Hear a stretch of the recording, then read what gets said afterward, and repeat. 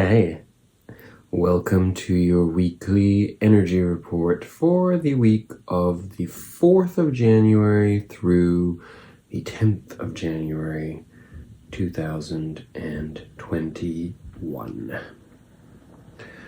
I'm afraid it's back to my bed for this reading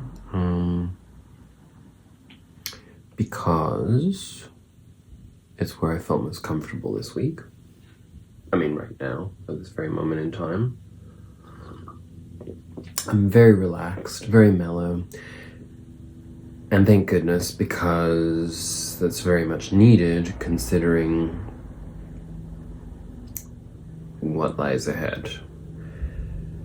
I will get right into the astrology for you to give you some context on what it is exactly that we are facing. Right now, we're very much in the old vibe. We haven't quite broken through to where we are headed. We kind of know that, we feel it. However,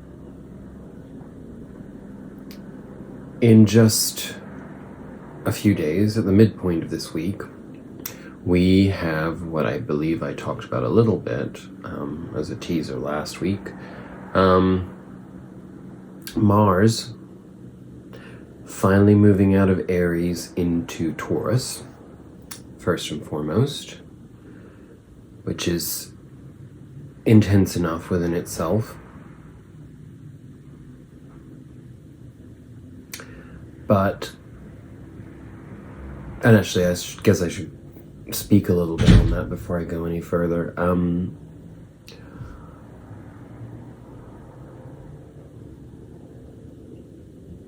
Mars in Aries has been all about being really focused on the individual needs that we may have felt were not being met, particularly considering that we had that 6-week period with the retrograde last year, and Mars was in Aries for approximately 6 months because of that retrograde, which is completely unheard of for Mars to spend that long. I mean, it has happened, of course, but it's rare that it spends that long.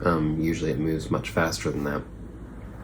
So to have had so much time and energy focused on the frustrations that we may have felt or had to acknowledge in our lives, the frustrated parts of ourselves, the frustrated elements of who we are that are unrealized and that we wanted to realize, bring into fruition, but were unable to do so because of the circumstances environmentally and other planetary aspects that were making that extremely difficult.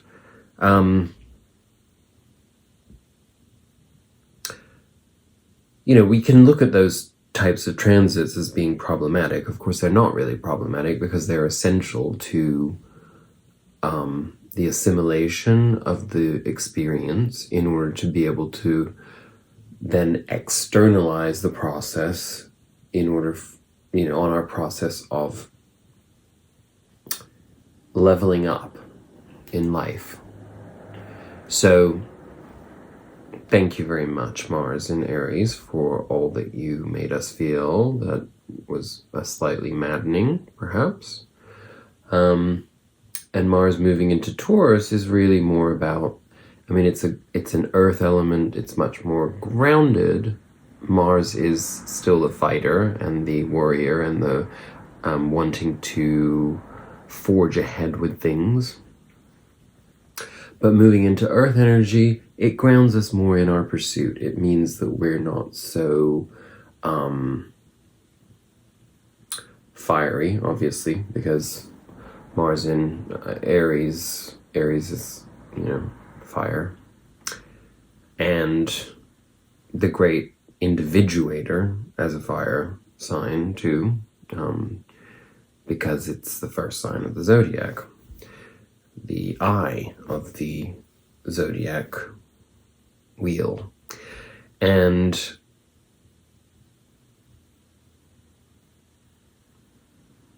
I don't know exactly how that will play out in Mars being in Taurus. Obviously, it's there for much less time, first and foremost, but we probably will benefit from that Earth energy, because what is going to be happening in the upcoming weeks is a sort of a cluster. I want to say a clusterfuck, but let's not be negative about it. A cluster of energy moving into Aquarius, as we also move into Aquarius season, and lots and lots of intense aspects taking place. In fact, I'm like getting ahead of myself even, because the problem is that, you know, Uranus is going to be making squares with Mars in Taurus down the line. Mercury is moving into Aquarius, but Mercury is going to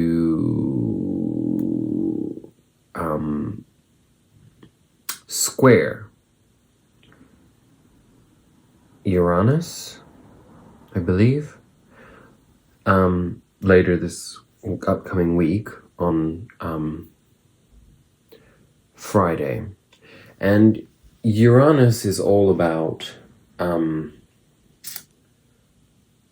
sudden change, rapid fire evolutionary experiences, changes of, you know, volatility, but not in a destructive way, although it can be destructive. But if it is destructive, it destroys what doesn't serve us. It destroys what gets in the way of more progress, essentially. So it's very anti Four of Pentacles energy. It's like it's going to do whatever it can to force us to step up out of the limitations in our lives. All of this energy, I think, is going to be very polarizing in terms of how we experience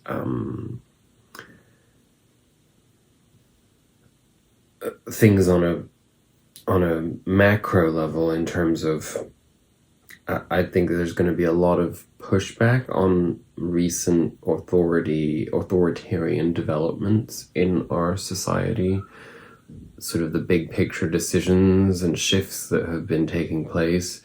I think we're going to see like a bit of a revolutionary vibe starting to emerge surrounding these things. And don't forget, revolutions happen all the time.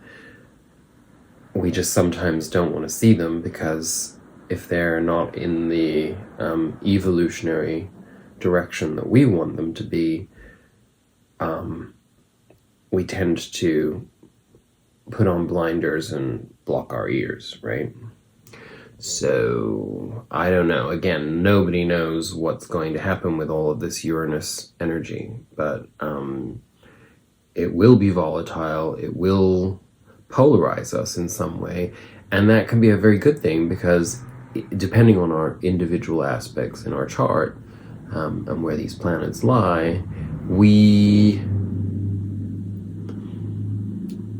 are actually being forced into, with all the Aquarian energy to add, added to this equation, we are moving into a time of absolute need to focus on self-love, and not just focus on self-love, but to manifest things in our lives that are in correlation and in balance with our pursuit of self-love, which does mean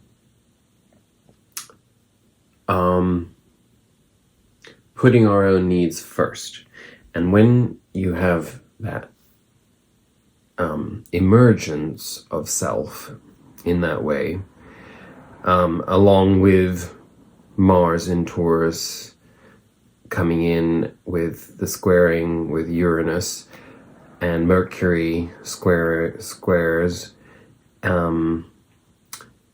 there's bound to be volatility in our personal relationships too. And when I say personal, I don't necessarily mean friends, lovers, husband, wives, whatever. It can be in our workplace. It can be wherever, we've been unshackled in a certain way from the Capricorn energy that was so heavy with the Jupiter, Saturn, Pluto, Capricorn energies of 2020. This Aquarian energy, which is very revolutionary and is very progressive and in alignment with Uranus, also very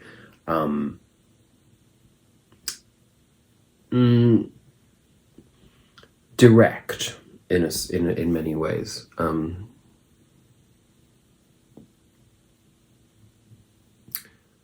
We have to not get ahead of ourselves. That's what I'm trying to say, basically. We have to pay attention to our thoughts and our feelings. I do want to add right now, just for clarity, when we do these readings like this, this is really the universal energy, is like how we interact with society at large. These are not individual readings, so that obviously will trickle down into the details of your life, these energies that we're discussing astrologically and in the cards. But, they're going to be, you individuate in the information that I share. So it's important that you remember that there are also tons of other aspects that in your personal chart are also taking place that will enhance or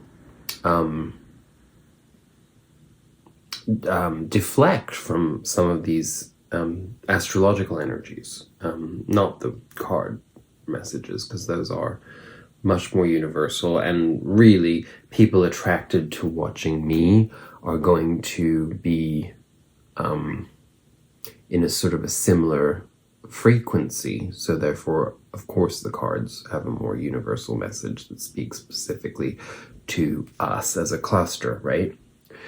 Anyway, I don't know why I needed to tell you that, but I just felt sometimes people might not understand how a broad message can apply to a large quantity of individuals, or not so large quantity in the case of my viewership, but enough of a cluster that it's significant to see commonalities in our experiences, right? Anyway, I do ramble sometimes. So, I will stop rambling and put my tea down and get into these energies this week, because they're very interesting. Oh, and just so you know, January is going to be a very, very busy, intense month. In fact, the first half of the year is going to be extremely intense.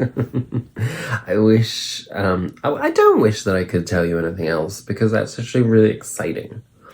And I don't know about you guys, but I do actually feel really excited about this year and the adventure that it represents, in that, we have found our quiet center in our lives where, a lot of the isolation has kind of taught us to look at life very, very differently.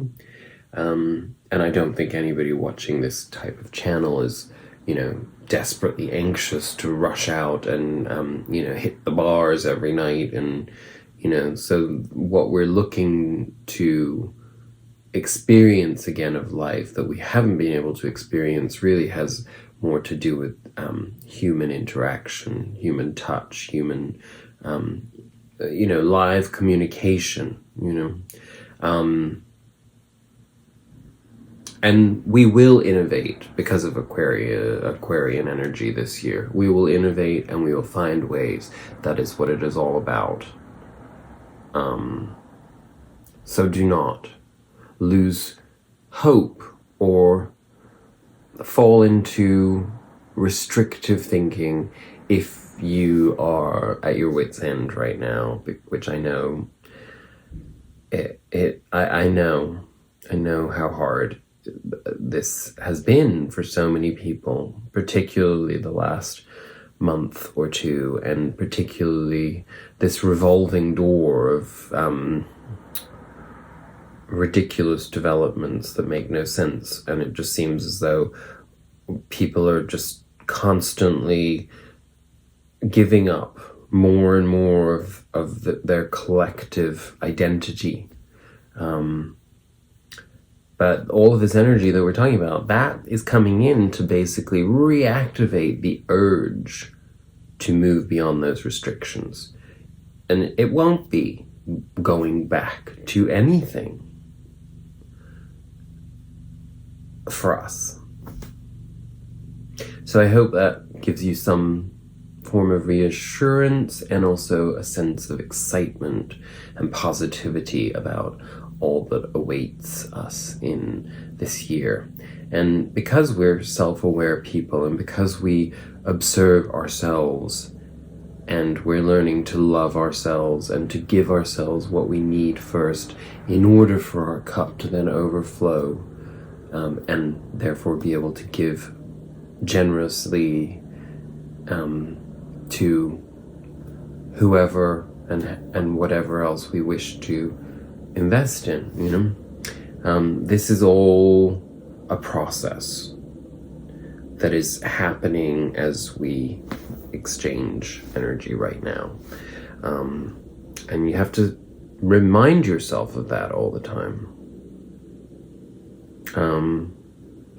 And remind yourself especially of how far you've come, you know? All the things that we've learned, all the things that have evolved in our being, our beingness. It's quite extraordinary, really. The things that we're not affected by, the things that we're not attracted to any longer, the things that we've transcended in so many ways. It's really testament to all the work that we are doing consciously on ourselves, by ourselves, and in unison with our energetic counterparts. Okay, sorry, I went off on another tangent, but that's just what needed to come through. So where do we start? Oh my goodness, there's just so many cards. Okay, I will start with the Wisdom of the Oracle cards because they were the first ones I pulled, and very surprisingly I got these two cards. I know the shine is like, the glare is terrible, I apologize. Soulmates and a leg up. Now, again, depending on what you're looking for in your life, you know, I prefer to look at soulmate energy as really being about our relationship to ourself, in the sense that if you could imagine finding your soulmate within yourself, you know, that would really imply that self-love was fully attained and integrated. And that's how we attract love, right? I mean, the more we love ourselves, the more harmonious our energy is, the more we will attract like-minded frequencies. People whose heartbeat is in unison with ours, you know. This is the essence of the heart, you know, it's the essence of being. So we start there. So I don't know. Perhaps you will like discover another person who resonates like profoundly with you on that level and gives you that level of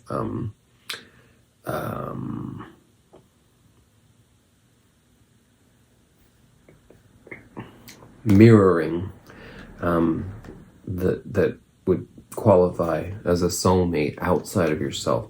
But it came out very specifically with a leg up.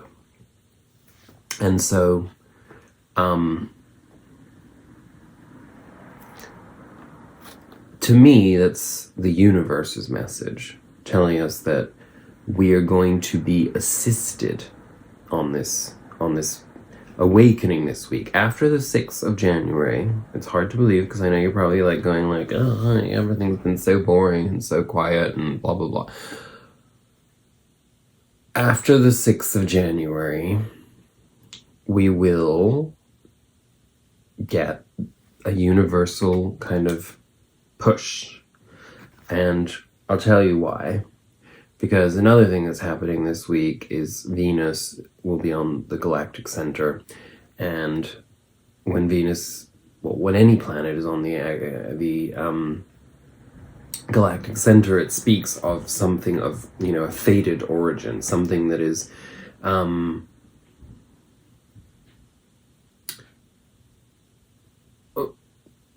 I suppose you could say predestined, but that implies that we are limited in time and space, but we'll just go with fated.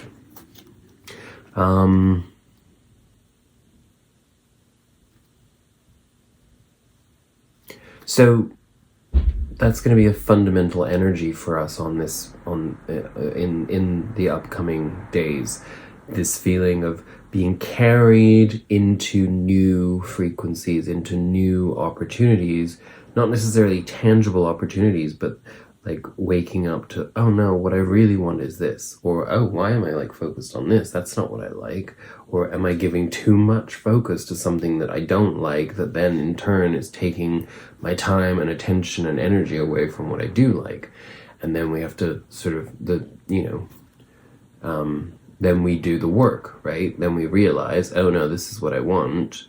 I need to change something, so but because we got leg up with that, and because it's about self-love externalizing into new opportunities being created from self-love, I think it's going to be a very nice feeling, maybe volatile with Uranus in there and the square aspects, but we're going to feel empowered, right? I guess that's what I was trying to say. It's like having a wind come into our sail, I'm going to go in order of, we got 2 Spirit Animal Oracle cards, which I'm always like, ugh, that's too much because, got to read those messages. But I feel like the first one that came out is Parrot Spirit, which is Watch Your Words, number 45. But it was clarified, or it came out with number 51, Sandpiper Spirit, which is Be Playful. We had that card recently. So I'm going to read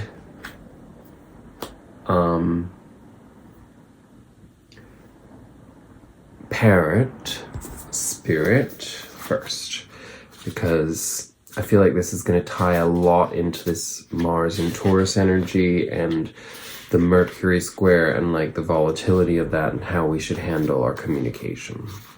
Okay. What are you saying to yourself? What message are you repeating? Is it something that makes you feel good about yourself and reminds you of your strengths and potential? Parrots mimic the sounds around them, and when parrot spirit appears, it is time to be more mindful of your self-talk and its qualities. That's exactly what we've just been talking about. Well, what do you say to others? Are you repeating what you truly believe? Remembering to speak with light and love can become a habit. Be generous with compliments and thanks. affirming all that is good so that your loving, healing words will be heard throughout the jungle, cutting through the noise and inspiring others. Listen for the words that remind you of all the strength, abundance, and joy in your life and in the world around you, and then repeat them, affirming what is real, true, and nurturing to the soul. The universe will reflect back to you the story you tell. Words matter, so choose ones that lift you up and inspire others to remember that beauty surrounds us. The protection message is the following. Are you aware of what you're saying to yourself and others? Parrot Spirit shows up as a reminder to heed the words that flow from your mouth, your pen, and your keyboard. Be mindful of the beliefs you have internalized. Are they what you choose to believe? Are you communicating with integrity? Parrot Spirit wants you to listen to what you say and your motives for saying it. Right speech is called for now, which means you are called to reflect on the beliefs that have been parroted by people so often that you simply accepted them unquestioningly. Journal about what you truly believe and wish to see in the world and in your life. Write words affirming what you value. Speak them aloud, expressing gratitude for what is just coming into being. Your voice has power, and you can change the conversation in your heart and in the world around you. Parrots represent the law of praise, so you are called to speak the truth and speak with love. And obviously, I think that we're very aware of that, but it is, even in awareness, quite difficult to maintain positive self-talk. So an exercise for us, think before you speak.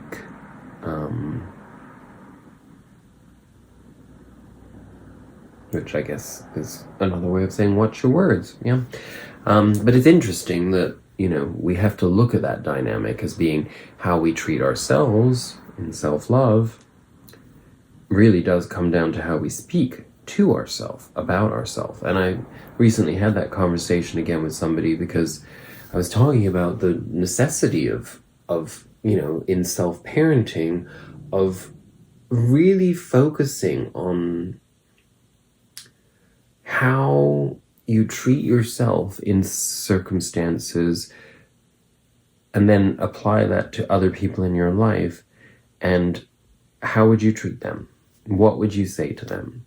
What would you say if they had experienced something, that triggers anger in you, in your experience, or shame, or guilt, or frustration, or sadness, or a sense of defeat, or whatever, as a friend or as a family member or whatever your relationship would be to somebody that you love, you would speak kindly, supportively, you would lift them up, you would seek words of encouragement and support.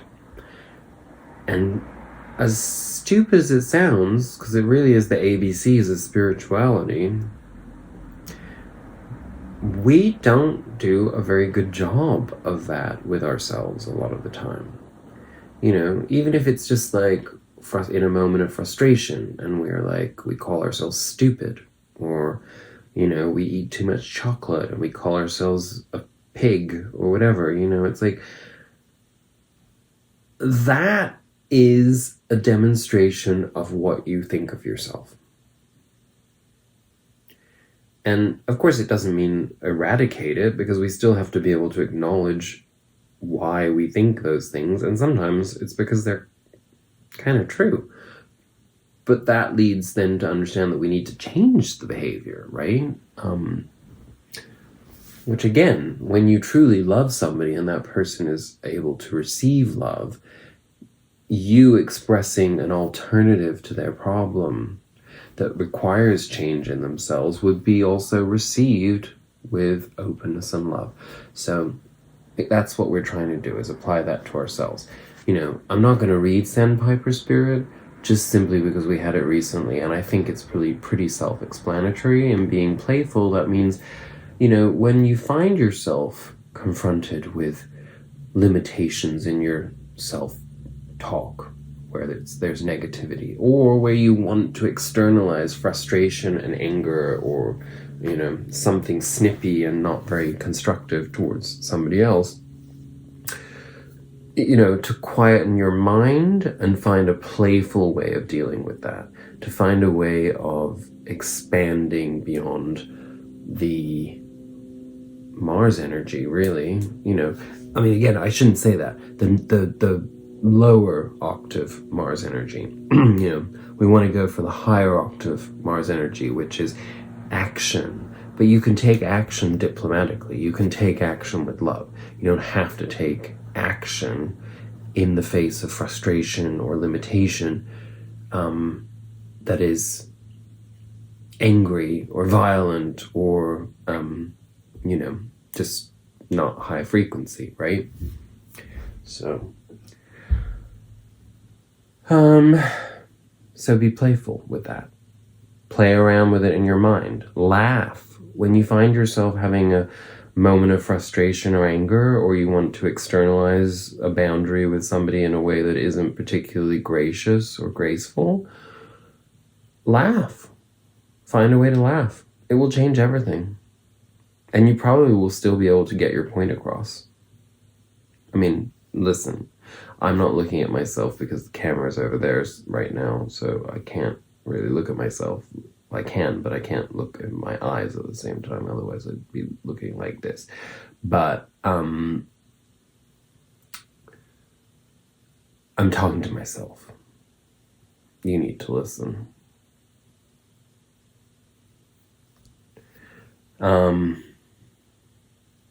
You need to listen.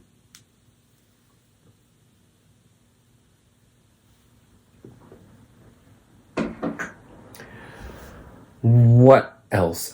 Well, this was the one this came out from our Sacred Destiny Oracle, and this sort of seemed like a part 2 to that message. I'm sure you'll see why. Forgiveness, reaching for that new moon, letting go, essentially. And of course, letting go does require forgiveness of ourselves, of others, of circumstances. So tie that all together in whichever way makes sense to you, because there's something profound in that if you can do that. And I have been working really hard on that with key people in my life who I've actually spoken about on this channel, not by name, but where there have been frustrations. And of course we go through these energies where we experience the frustration, and we have to externalize it in some shape or form in order for us to recognize what it represents and where the solution lies, right?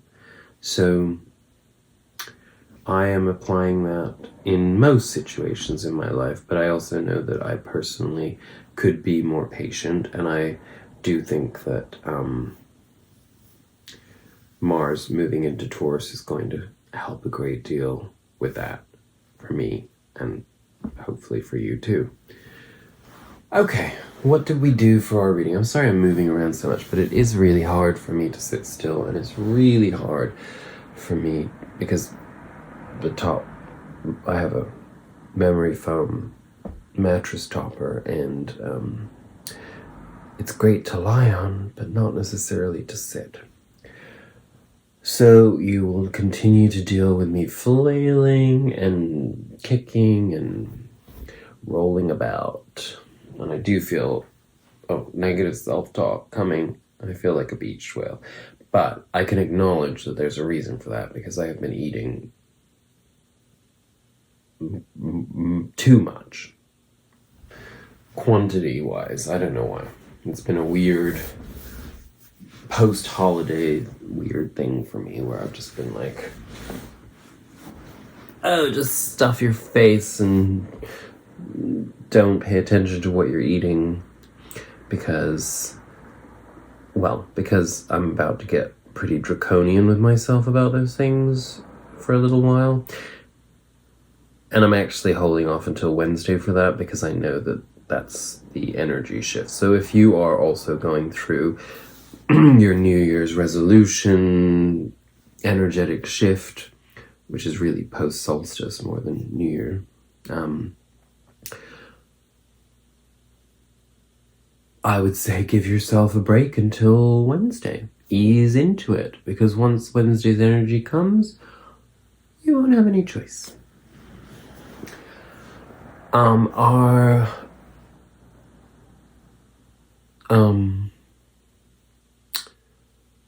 energy of the week, in summary, we get the Six of Cups, interestingly.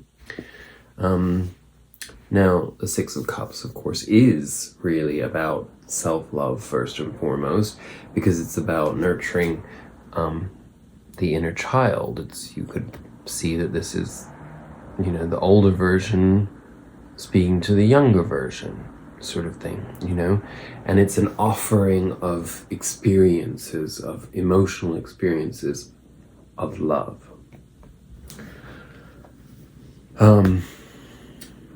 So that's how I'm taking that.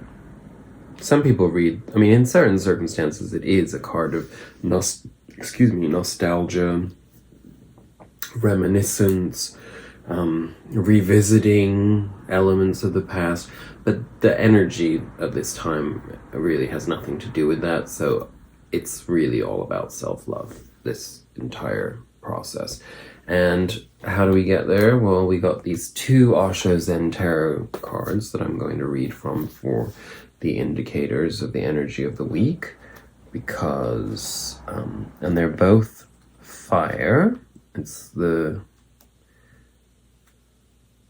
they're not.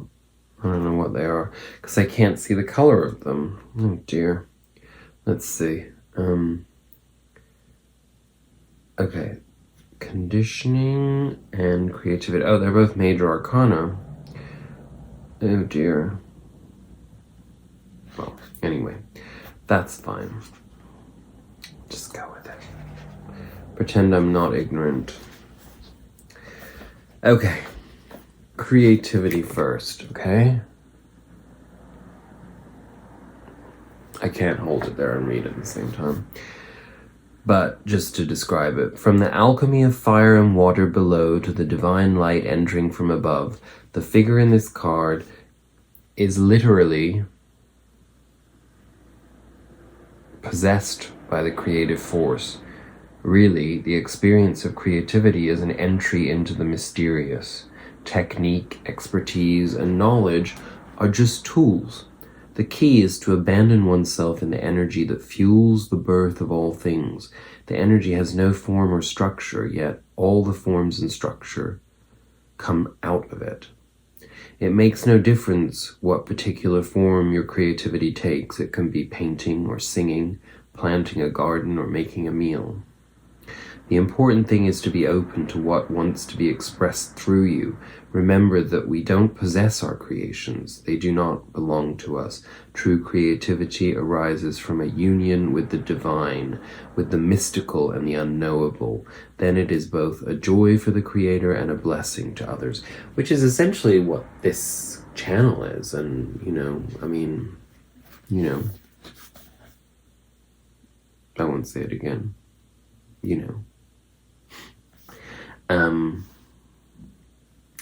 Creativity is the quality that you bring to the activity that you are doing. It is an attitude, an inner approach, how you look at things. Not everybody can be a painter, and there is no need also. If everybody is a painter, the world will be a very ugly place. It would be difficult to live. And not everybody can be a dancer, and there is no need. But everybody can be creative. Whatsoever you do, if you do it joyfully, if you do it lovingly, if your act of doing is not purely economical, then it is creative. If you have something growing out of it within you, if it gives you growth, it is spiritual, it is creative, it is divine. You become more divine as you become more creative. All the religions of the world have said God is the creator. I don't know whether he is the creator or not, but one thing I know, the more creative you become, the more godly you become. When your creativity comes to a climax, when your whole life becomes creative, you live in God. So he must be the creator, because people who have been creative have been closest to him, or her, or it, or, love what you do. Be meditative while you are doing it, whatsoever it is. Beautiful. And the other card is conditioning. So that's an interesting one.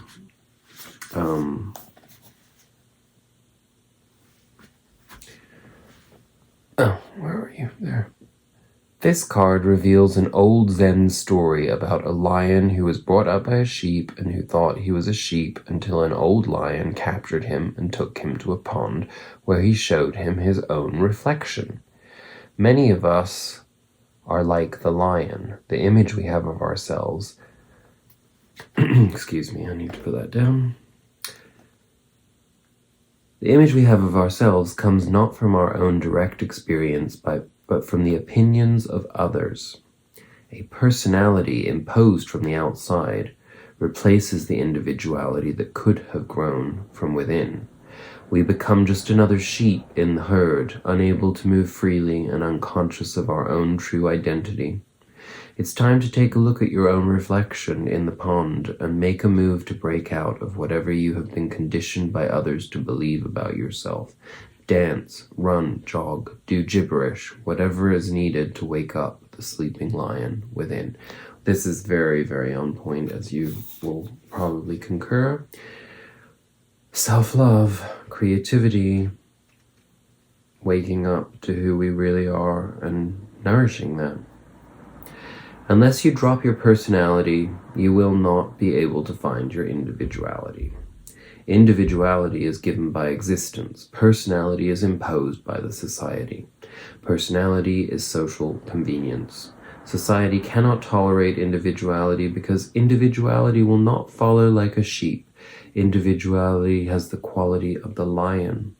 The lion moves alone, and the lion is driven from the heart. The sheep are always in the crowd, hoping that being in the crowd will feel cozy. Being in the crowd, one feels more protected, secure. If somebody attacks, there is every possibility in a crowd to save yourself, but alone, only the lion moves alone. And every one of you is born a lion, but the society goes on conditioning you, programming your mind as a sheep. It gives you a personality, a cozy personality, nice, very convenient, very obedient. Society wants slaves, not people who are absolutely dedicated to freedom. Society wants slaves because all the vested interests want obedience. And this entire Aquarian journey that we're heading on now is about exactly that. And it really does all tie in with self-love. So, think about that. Okay, I'm talking a lot. I'm going to get into the cards and we're going to power through them. Don't worry.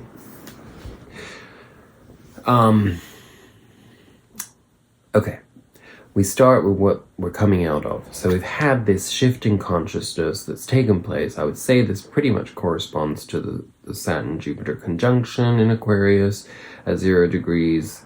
And what did the Chariot upgrade allow us to vanquish? The 9 of Wands in reverse. So our wariness, our weariness, our feeling of carrying burdens that hold us back, that don't allow us to actually be in truth of who we really are. Focusing on the personality rather than the individuality, right? This led in our past, in our recent past, or in the context of this reading, to this card reversed, the 10 of Cups reversed. So that's not really very cute, and I suppose that would have corresponded to the time after Christmas that maybe, or, around the holidays and thereafter, where we were in a bit of a, not so much a funk, but like an understanding of the things that we lack, the things that are not that don't bring us joy, the things that don't elevate us, that don't make us feel good about ourselves, the things that get in the way of us being able to form community, our soul tribe coming together, our interconnectedness. Because that's what having 10 cups really is. It's being at that point of self-fulfillment that you're able to wear those as badges of honor in union with and communion with all, that resonate on your frequency. But we have all been feeling very disconnected from that, and it's been difficult. It's difficult to communicate. It's difficult to know what to communicate. We take everything so seriously. It seems as though we've kind of had to in many ways, but at the same time, we fundamentally lack a connection to our joy. And of course, this is amplified in our society as it stands right now. So I think that's pretty self-explanatory. Lack always brings a shift of focus, and it usually also fires up our reserves, which is exactly why our recent past energy coming into, leading us into this new next nowness is the Strength card.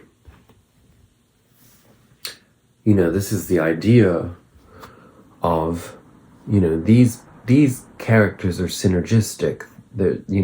Yes, this person with the infinity symbol is taming the lion, but the lion is choosing to be tamed because the lion has no reason to feel threatened or to have, for his, his individuality and his self-valuation to be threatened.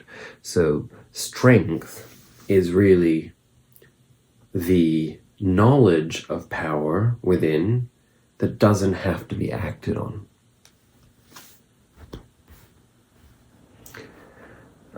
In our present, we come in straight away with the Ace of Wands. The Ace of Wands is very fiery, very new, very forward-thinking, very alive, inspired, driven, focused.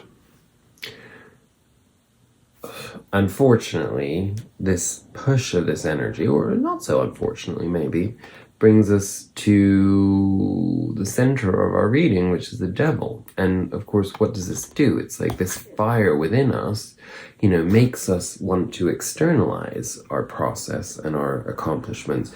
But when we have been so insular and then we externalize those aspects of ourselves, we turn ourselves out to the world, we're faced with all those things that we think that we've eradicated or overcome, our codependency, our addictions, our the things that cause us not to have self-love, or the things that perpetuate the inability to give ourselves that nurturing and that self-love. That's what addictions really are. That's what codependency is. That's what placing the power outside of ourselves is. So we're confronted with that when we have a new push, a new drive, a new inspirational force. And, any of us can say that, the things that we've been addicted to, when we get scared by that, the intensity of the drive. So we try to tame it, or we try to lessen it, quash it in some way, reduce it. And unfortunately, what that does is it prevents us from actually being creative. It prevents us from being Well, from stepping outside of our limitations. And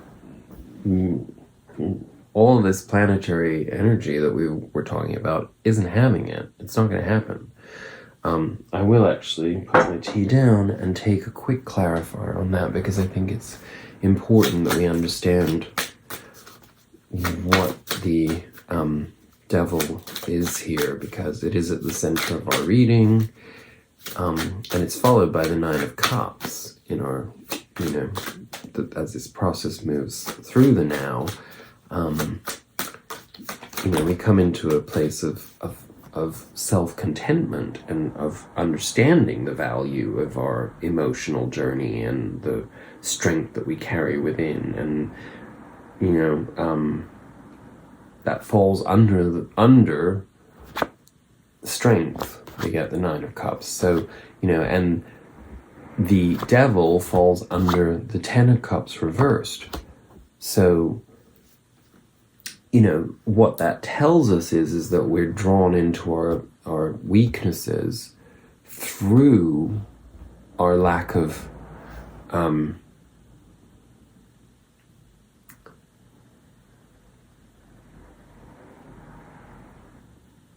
feeling confident in our emotion, in our emotional journey, in our experiences. The clarifier on the devil is the Three of Cups in reverse.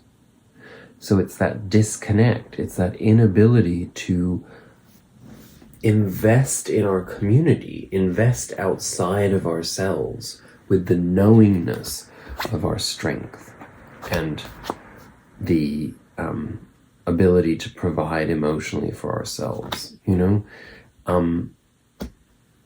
So it's how we relate to the outside world, it's how we relate to other people that has been holding us back. So we're being asked in self-love to externalize with the same force of will, and this in turn puts us in this place of harmony, self-harmony. What this leads to in our future, interestingly, we got the Emperor and the Hangman together. So, what this says is that there is a very strong sense of being able to build your empire coming in the near future,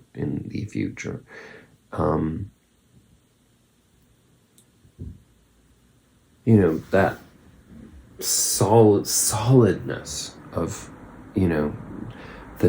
the inner knowing, the self-love, the ability to manifest as a result of that externally into beautiful relationships, beautiful harmonious experiences. But before we can build, we're going to have a little bit of one of these, which is a voluntary. It's always important to remember with the Hangman, it's a voluntary process, a voluntary suspension of self-analysis, sort of taking the temperature, sort of stopping to smell the roses,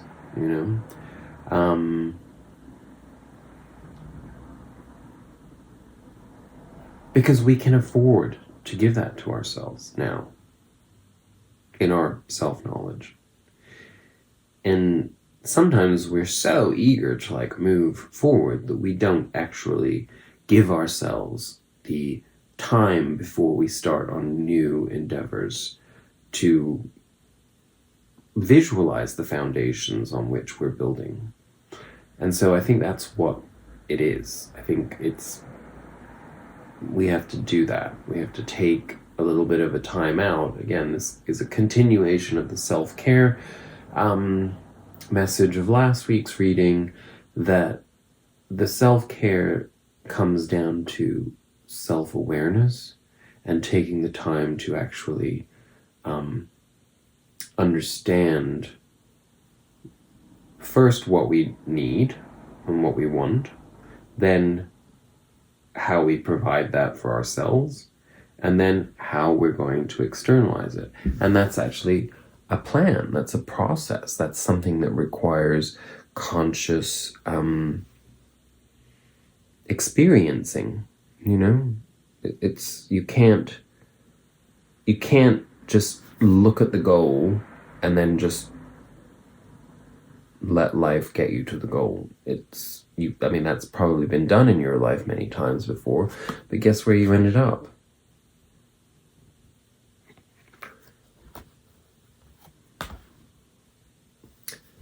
And we have to grapple with that. We have to go through a little bit of an ebb and flow in our mind. We have to temper those things. We have to be the alchemist, and the alchemist tempers, and this is the process. But so we get the Lovers, which is the divine choice, and as we said many times before, we always choose love when we're in enlightenment and when we're in self-love. We choose love, and what that means is we choose what makes us happy. We choose what, if there's two things in front of us and this one doesn't make us very happy or not as happy, and this one makes us very happy, we question that. We ask ourselves, why does this one make us more happy than the other? If the answer is divine, if the answer comes from a place of true love, then we know that that's the actual choice to be made, that the other is a false choice.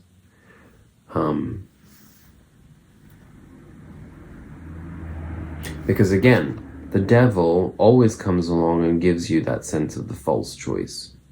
That's what this is, right?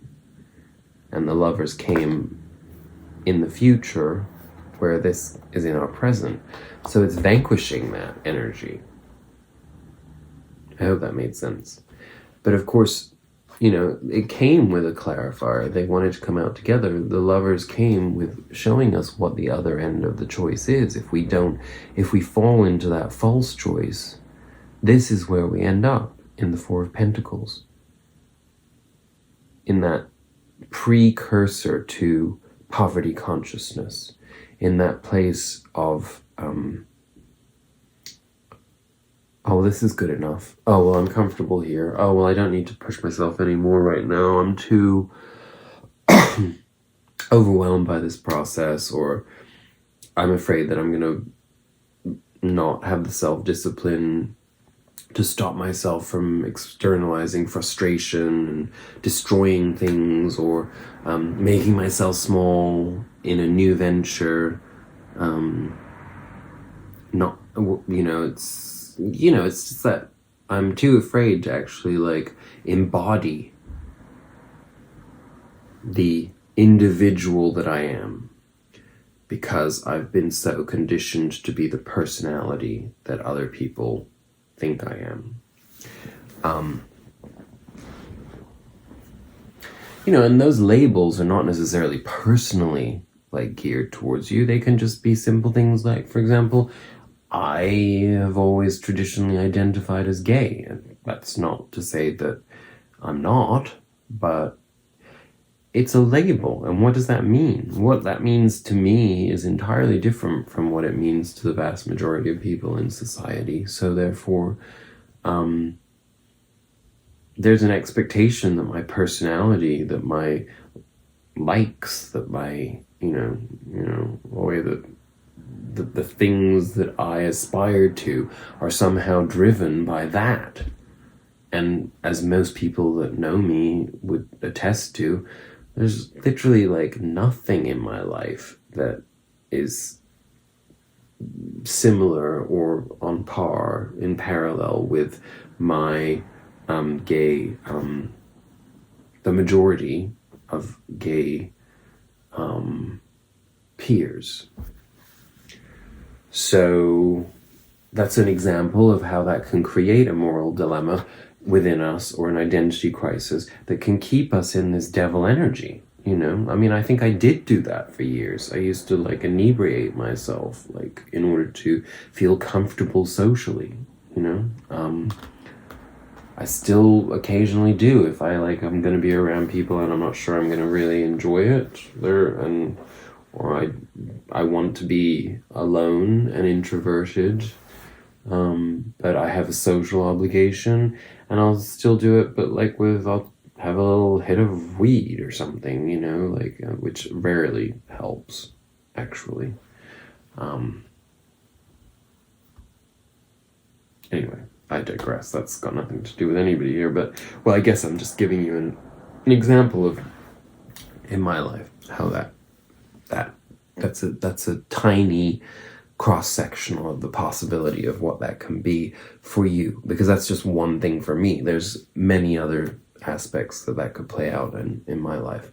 So it's very interesting that, you know, we've got this choice here being demonstrated to us of, you know, do you move forward from those self-limiting, self-restricting beliefs that you think are imposed upon you, but really you're comfortable holding on to, or do you move beyond them?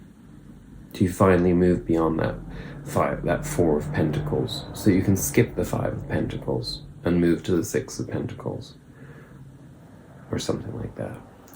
Our outcome was beautiful High Priestess, probably the most spiritually driven card of the deck, but particularly in the sense that it's about our own understanding that we cannot exist without the extremes.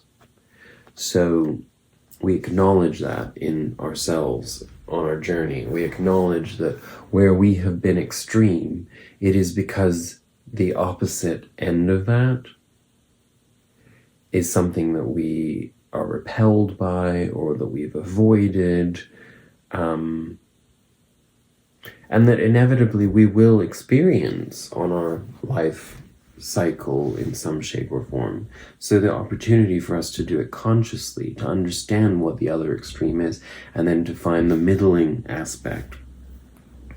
I think that's what that really is about. That's really the power of the High Priestess.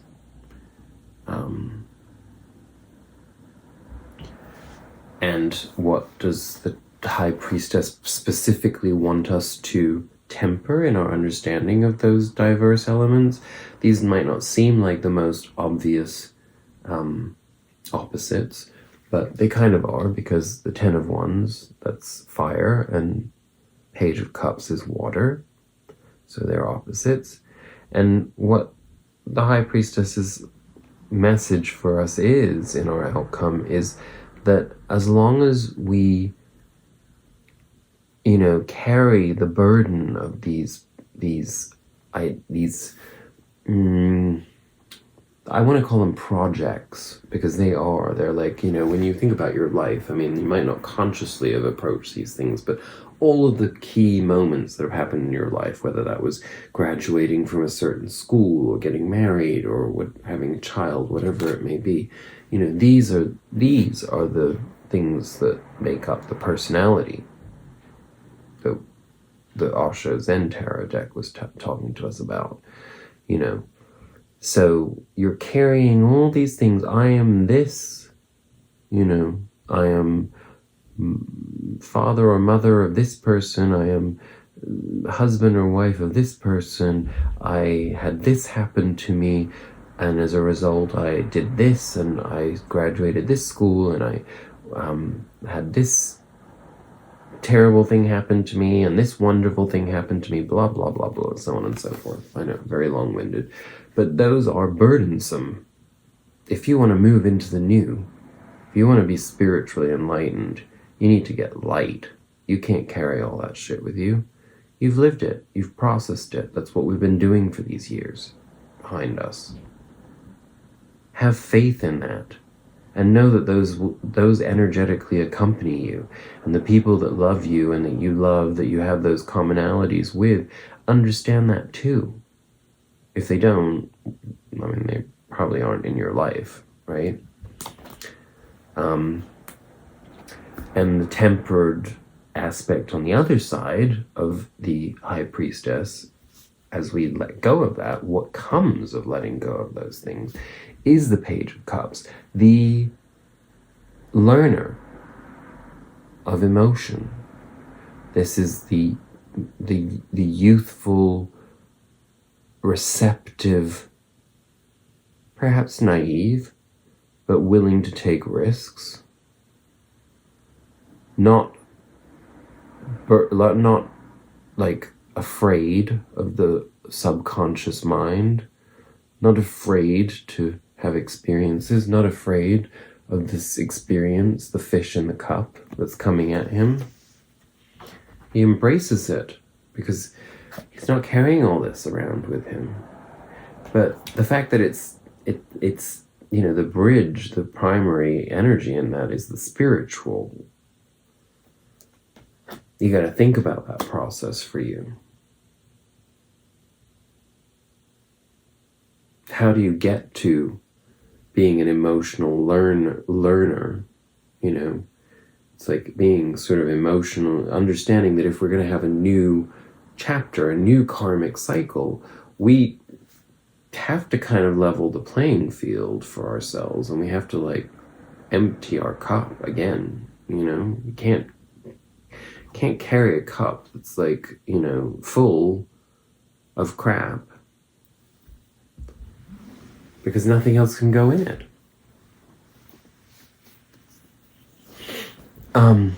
Okay. I promise you we're very close to the end. That is our tarot reading. We did get a little flow of outcome cards from Osho. The message flows in the following order. First we got laziness, which ironically is the 9 of Cups. So, believe it or not, that card is actually that. What that's telling me is that it's asking that we bring our attention back to that. It's funny, I did not consciously do that, but I put the devil and this back together rather than putting the 3 of Cups with the devil. So that's bringing my attention now in relation to this 9 of Cups, to the idea that some of us might feel that in our knowingness emotionally, that we can allow ourselves to be perhaps in energy that is more egoically driven than it really should be. Let's face it, when you actually know yourself emotionally, you don't gloat, you don't look at other people who are struggling with those same issues and get a kick out of that.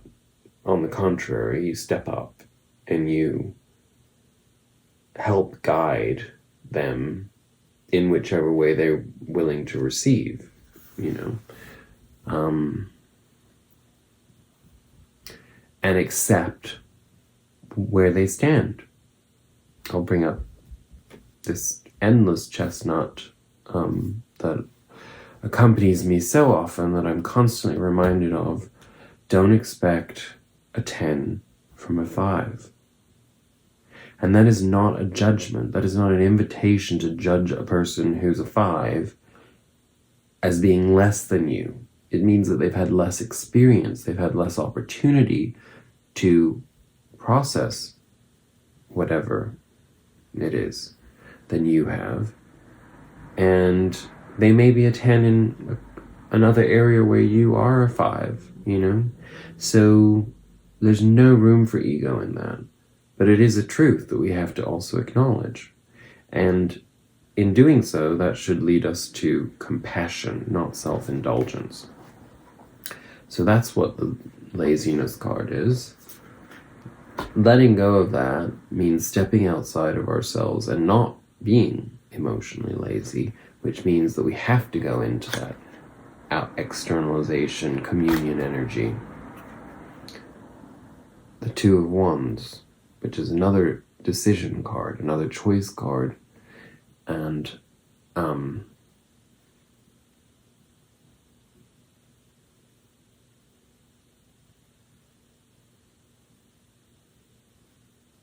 this is the Mars energy. That's what I'm getting. This is the Mars energy. Mars moving into Taurus. Possibilities. And the possibilities go to flowering, which I think is the Queen of Pentacles. And so I am going to read flowering for us to end our weekly reading, which will be long. And I can't help that, but it's what Spirit wanted. And hopefully you're getting messages that make that worthwhile.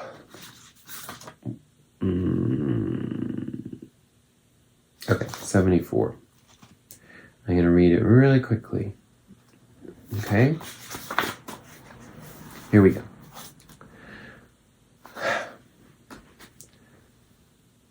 The Queen of Rainbows is like a fantastic plant that has reached the apex of its flowering and its colors.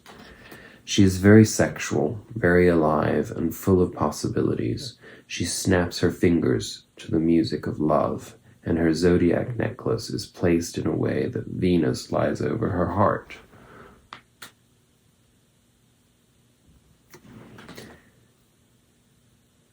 The sleeves of her garment contain an abundance of seeds as the wind blows the seeds. And as the wind blows, the seeds will be scattered to take root where they may. She is not concerned whether they land on the soil or on the rocks. She is just spreading them everywhere in sheer celebration of life and love. Flowers fall on her from above in harmony with her own flowering, and the waters of emotion swirl playfully beneath the flower on which she sits. You might feel like a garden of flowers right now, showered with blessings from everywhere. Welcome the bees, invite the birds to drink your nectar, spread your joy around for all to share. Zen wants you living in abundance, living in totality, living intensely. Not at the minimum, as Christianity wants you, but at the maximum, overflowing. Your life should reach to others. Your blissfulness, your benediction, your ecstasy should not be contained within you like a seed. It should open like a flower and spread its fragrance to all and sundry, not only to the friends, but to the strangers too. This is real compassion. This is real love, sharing your enlightenment, sharing your dance of the beyond. That was the entire reading in a nutshell. So thank you, Spirit, for making that very succinct and very on point and perfectly in alignment with what we needed as our message for this week. I wish you a truly blessed week ahead. I hope that you find humor in everything and that you find that playfulness to keep yourself from going over the edge into places that you don't really want to go to, because you know you'll regret it. And it will ultimately put you into this energy too, if you do, because then you'll need to anesthetize yourself from being able to face where you are failing to step up and let go and provide yourself with the self-love that you deserve, because being in self-love also means not complicating your life to make it difficult and unpleasant. Okay, that's it. I love you. I wish you everything that you desire this year. Happy New Year. It's going to be epic, adventurous, wild, probably crazy in many ways. Expect the unexpected. I love you. Namaste.